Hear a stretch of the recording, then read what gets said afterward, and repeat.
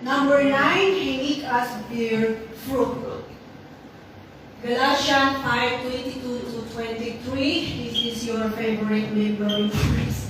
Amen. But the fruit of the Holy Spirit is love, joy, peace, forbearance, kindness, goodness, faithfulness, gentleness, and self-control.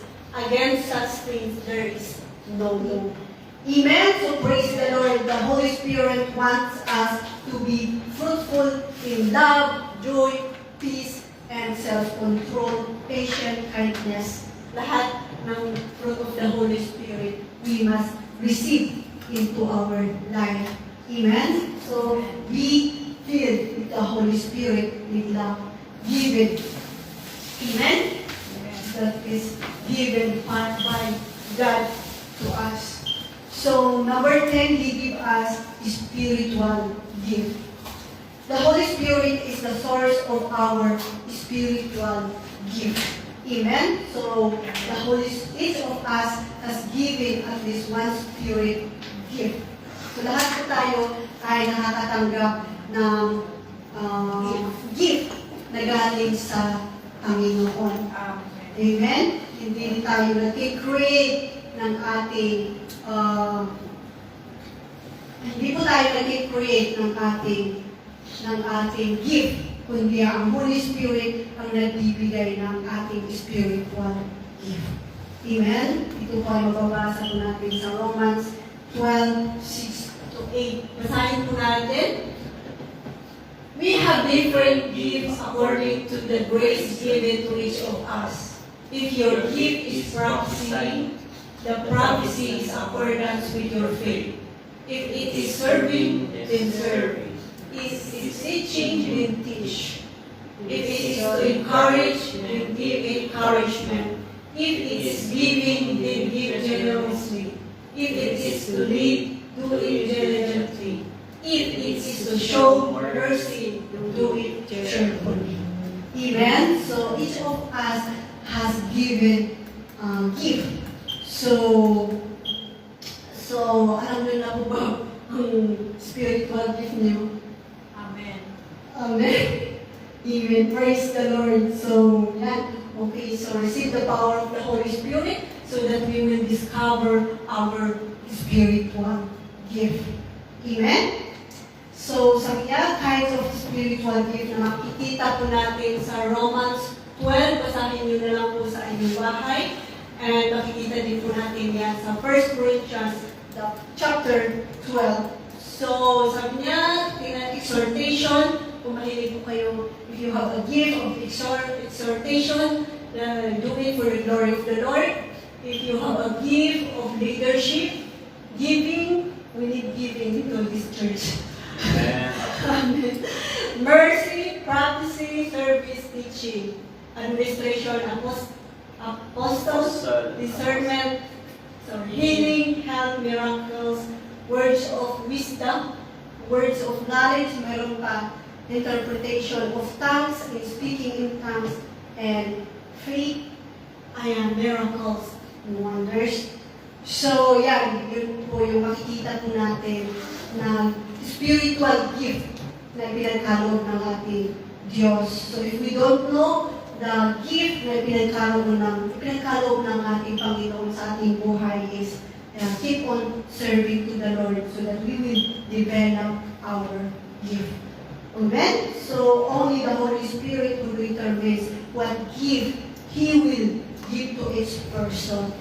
Okay? So, the Holy Spirit lamang pa makakapagbigay kung ano yung gift na pinagkakaloob ko sa atin. So, kung hindi mo pa alam kung ang gift mo, spiritually keep on serving so that madidiscover mo po yan at madidevelop mo pa yun. Okay? So, may kanya-kanya po tayong gift na pinagkaloob sa Diyos, but keep serving for the glory of God. Amen? Amen. Amen. So, amen. So, don't compare yourself to others. Don't be jealous if you don't have yet gift. But ask the Holy Spirit kung ano yung gift na pinagkaloob niya sa'yo. Kasi if yun po yung desire ng puso mo, bibigyan at tutulungan ka po niya na i-develop ang inyong gift sa buhay. Amen? So we can desire the gift what we want, but only God determines. Amen? So we can desire any gift that we want, pero ang Panginoon pa rin ang magsasabi kung anong gift ang gusto niya para sa atin. Amen? But sabi niya dito, kahit marami po tayong gift, or kahit marami po tayong alam, ability, but sabi niya sa Corinthians 13, 1-3, if I speak in the tongues of men or of angels, but do not have love, I am only a resounding gong or a clanging cymbals. If I have the gift of prophecy and can fathom all mysteries and all knowledge, and if I have a faith that can move mountains, but do not have love, I am nothing. Amen? If I give all his possessions to the poor and give over my body to hardship, that I may boast, but do not have love, I can nothing. Amen? So kahit mayroon ka po na ganitong gift, but if you don't have love, it is nothing. So napakahalaga na may pagmamahal na sabi doon sa 1 Corinthians chapter 14, 1-4, 1-5. Sabi niya, pursue love and earnestly desire spiritual gifts, especially that you may prophesy. For the one who speaks in tongues, speak not to men, but to God. For no one understands him, but he utters his mystery in the Spirit. Amen? So pursue love. Amen? Pursue love. Sabihin mo sa kapatid mo. Pursue love. Pursue love. Amen? So itihid po natin ang pag-ibig dahil ang pag-ibig ang ating foundation to serve the Lord. If you don't have the love to serve the Lord, you are nothing. Amen? You are nothing. Napakasakit yung nothing. Amen? Kaya kahit lagi tayo yung nag-i-sponge dito, naghuhugas ng plato, huwag po tayong mag-complain or huwag po tayong mapagod, but do it for the love of the Lord. Amen? Dahil siya yung magbibigay ng pagpapala sa buhay natin. Amen? Kung nakasis Bilbao, huwag ka mapagod kung lagi ka lang luluto para sa amin. Amen? Do it with love for the Lord. Amen?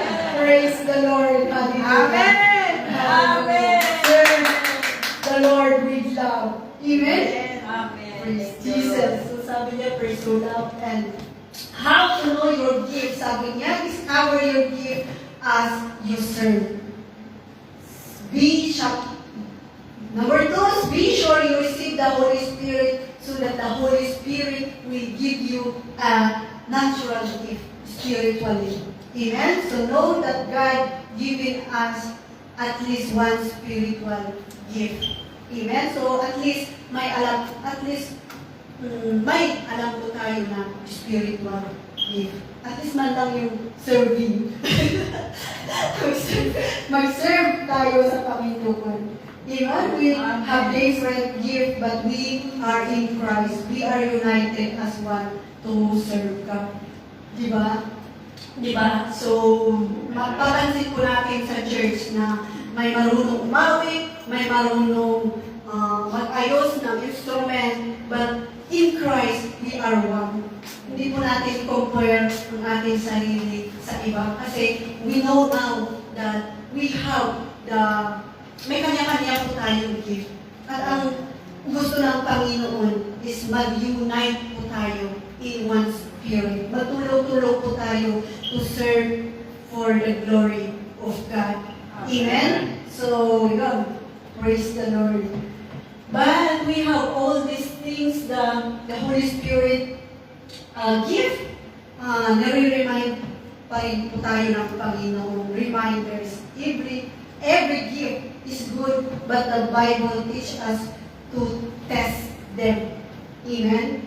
So, we have gift, but the Bible teaches us to test our gift. Amen? Sabi niya dito, 1 Thessalonians 5:20-21, do not treat prophecies with contempt, but test them all. Hold on to what is good. Okay, so let us test them if it's really it's from God. Amen? Kasi sa panahon po natin ngayon, lalo-lalo na pag yung mga may nagpa-prophecy na, this is what God wants me to tell you, blah, blah, blah. Diba? Meron yung mga gano'n na nagpa-prophecy na, this is God wants me to tell you, listen to me, and do this, blah, blah, blah. So, sinasabihan po tayo ng Panginoon na be careful and test them. Okay? But listen, with what is good, hold on what is good. Amen? Sabi pa doon sa 1 John 4:1-3. Sabi niya, dear friends, do not believe every spirit, but test the spirit to see whether they are from God, because many false prophets have gone out into the world. Amen? So, it's not all prophecy here, what we heard is true. We must to test them. Amen? Amen? Hindi niyo ba napapansin na kahit sa ating bansa, marami din nanlilin ng, di ba? Na kahit sasabihin niya na ako ang anak ng Panginoon, marami pa rin nalilin ng, marami pa rin naniniwala sa Kanya. Ito ba? Hindi niyo ba na-imagine yun na truly na kahit kilala ang bansa natin Pilipinas na Christian, marami pa rin nalilin lang kasi hindi nag-aaral ng salita ng Panginoon. Kumbaga, satisfied po sila na simba, kahit nagkakanta po sila sa pulpito, satisfied po sila na awitan ng Panginoon.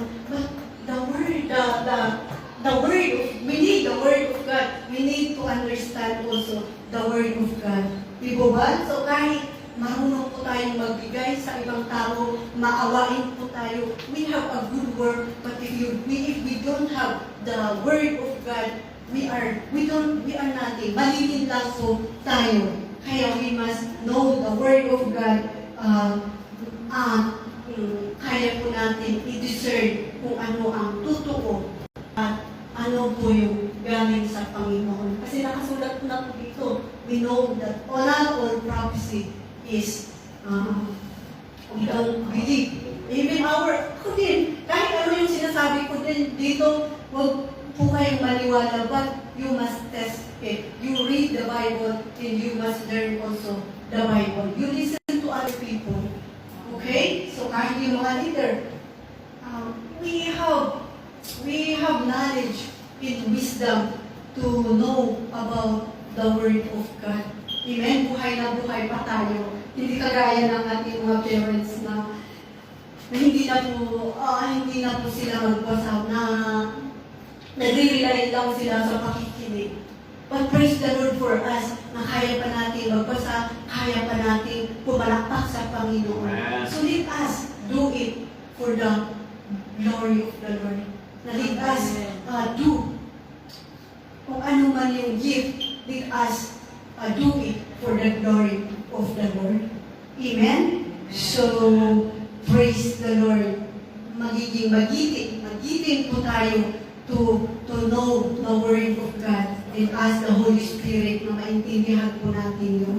Kasi marami po talaga ngayon na nagbablog about the Word of God, but kung tayo po ay nagsasaliksik, diba doon sa Joshua verse 1:8, sabi niya, meditate the Word of God day and night, so that you will be prosper and successful. Amen? Amen? So, ang salita ng Panginoon lamang ang magkakapagbigay ng success at prosperity sa ating buhay. Amen? So, ayan. So, pag minimeditate po natin ang salita ng Panginoon is hindi na po tayo malilinang kahit ano pang misquoting ang sasabihin ng ibang tao. But if we know the Word of God, hindi po tayo malilinang. Kaya-kaya po natin i-discern at kaya-kaya po natin i-test kung galing po yun sa Panginoon. Di po ba? Praise the Lord. So, yan. So, Yan, marami po tayong matututunan about the Holy Spirit. Yung gift po natin, kung paano po tayo mag-worship sa Panginoon. But sabi niya doon, sa 1 Peter, Brother Flores, 1 Peter 4:10-11, each of you should use whatever gift you have received to serve others as faithful stewards of God's grace in its various form. Amen? So use your gift and receive that gift for the glory of the Lord. Serve with the glory of God. Amen? Amen? Praise the Lord. So, yung gift mo, huwag mo gamitin na para sa'yo lang. You must use it for the glory of the Lord. Kahit nakaka-powerful ka, ang hangarin mo ay yung Diyos pa rin ang naitataas sa iyong buhay, hindi ang inyong sarili. Amen? So I hope that marami po tayong natutunan. We must choose to serve the Lord so that we will always be equipped, we will always be empowered, and we will always be productive to serve the Lord. Amen? So, we continue to receive the Holy Spirit. Kung hindi pa natin na-receive ang power ng Holy Spirit, we must desire to receive the Holy Spirit kasi siya ang tutulong po sa atin to grow in our faith and obedience to God. Amen? Napag-aralan po natin kanina na without the Holy Spirit, we are nothing. Hindi po natin kayang mahalin ang ating mga kapwa. Hindi po natin kayang forgiveness. Diba? So praise the Lord, nakaka-praise yun po sa ating buhay na doon makikita na we have the Holy Spirit and we are transformed by the Holy Spirit and kaya-kaya na po natin na mag-forgive. We can release forgiveness because of the power of the Holy Spirit. Di ba? Ang tagal, di ba? But still, we are alive. It's not too late to forgive. Amen? So let us forgive, let us love, let us join with the Lord. Amen. Praise the Lord. So, praise the Lord. Yun lamang po at tayo po ay tumayo at manalangin. Hallelujah. Hallelujah. Thank you, Father. Thank you, Holy Spirit. Thank you, Jesus, for your word that we have received tonight, O God. Maraming salamat, O Lord. At tunay na ikaw ang aming Diyos na makapangyarihan sa aming buhay. Tunay, O Lord, na ikaw ang Diyos na nagbigay sa aming buhay, O Lord. Wala po kaming karapatan, O Lord, na i-abuse ang inyong tunay na pagmamahal po sa amin. But Lord, we have a humble heart, O God, to receive the power of the Holy Spirit in our life. So let it be, O God, that the power of the Holy Spirit is in us, O Lord. It is in our heart, O Lord. Dahil sinabi mo, O Lord, sa iyong pangalan, O Lord, that if we have the Holy Spirit, we have the power to reflect your word. We have the power to represent your word. We have the power to declare your word. We have the power, O God, to use the gift that you have given to us, O God. So let it be, O Lord, that continue to empower each and every one, O Lord. Continue to activate what gift that we have, O Lord. Continue, O Lord, to encourage and to have a desire to know their gift that you have given unto them, O Lord. Input a new spirit into their life so that we will follow you and we will serve you to glorify your name in the almighty name of Jesus. Yes, Lord. Hallelujah, O Lord. Kahit kakaunti pa kami dito, O Lord. But Lord, we know and we believe that you are encouraging us, O Lord. You are putting your Holy Spirit into our heart,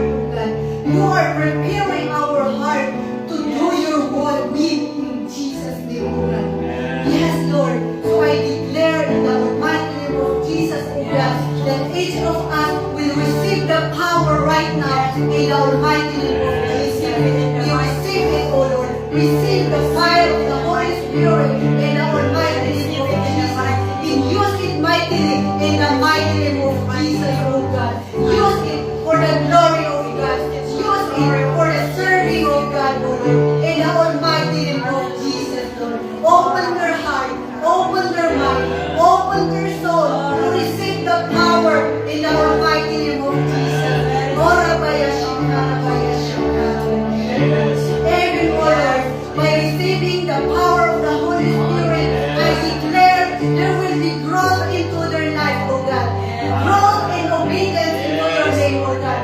Growth in faith into your name, in Jesus' name, O Lord. Growth in serving your Lord, O God. Even, O Lord, He will grow in loving for the Holy Spirit, in Jesus' name, O God. So let it be, O Lord, that Lord, in your presence we upon them, in the almighty name of Jesus. At kahit saan man po sila naroon, O Lord, the Holy Spirit is in them, O God. The Holy Spirit is always in them to teach them, O God, to encourage them, O God, to lead them whatever they do into their life, O God. That you will not, O Lord, hindi po sila matatalo sa gawain ng aming mga laman. But Lord, we have the Holy Spirit that we will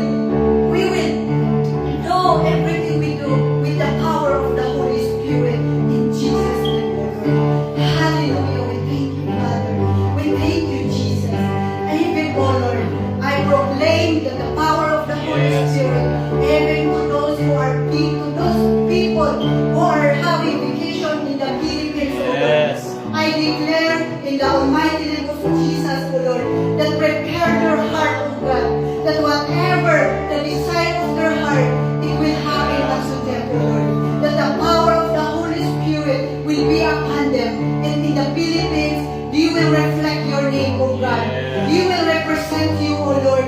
Whatever they receive in this land, O God, they will represent into our country. So that, Lord, use them, O God, to revive Philippines, O Lord. Use them, O God, to restore Philippines, O Lord. Restore, heal people in our country, O God. So that the faith in our country will be revived, O God. You will have love. You will have the power of the Holy Spirit to declare that you are the Lord of Lords. You are the King of Kings into our country in Jesus' name. So Lord, Sister Yoli, Sister Lisa, oh Lord, even Sister Joy, and she is already in the Philippines, oh Lord. I pray in the almighty name of Jesus that Ikaw, oh Lord, ang nire-represent kanila, oh Lord, sa kanilang mga pamilya, oh Lord, magiging ilaw at asin po sila sa kanilang mga pamilya, oh Lord. At anuman po, oh Lord, ang lingkod ng faith po nila, Lord, I declare that it will be increased in the name of Jesus, oh Lord. In the name of Jesus, oh Lord. There will be forgiveness, oh Lord. There will be love, oh God. And there will be inner joy. There will be peace, oh Lord. There will be patience to each and everyone. In self-control to each and everyone. There will be love in serving you in the almighty name of Jesus. In Jesus' name, oh Lord. Every for our us, oh Lord. Sa church na ito, Lord, prepare our heart, oh God. Especially that we are preparing for the anniversary and convention, oh God. To let the heart of the people are infilled with the power of the Holy Spirit, that we know what we are doing, oh God. So that we are representing you, oh Lord. Na hindi ang aming mga sarili, but it is you, Lord. You will encourage us. You will empower us to walk with the power of the Holy Spirit. And whatever people is coming into this church, even for the anniversary, sorry, oh Lord, you will be blessed, oh God. You will know that you are the Lord. You will know, oh God, you will be healed, oh God, if they need healing. And even, oh Lord, you will be encouraged if they need encouragement, that you are the Lord, Lord, into their life, in the almighty name of Jesus. So Lord, let it be, oh God, na kahit sa aming mga trabaho, tulungan mo po kami, oh Lord, na magiging magiting, oh Lord, na i-desire pa rin namin na makilala ka, Holy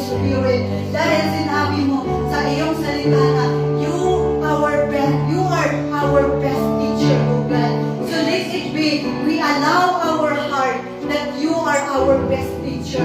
Walang sino man ang makakapagturo po sa amin, but it is only you, Holy Spirit. So let it be, O God, that each of us use us, Lord, use us as your instrument to serve you and to glorify your name in the almighty name of Jesus.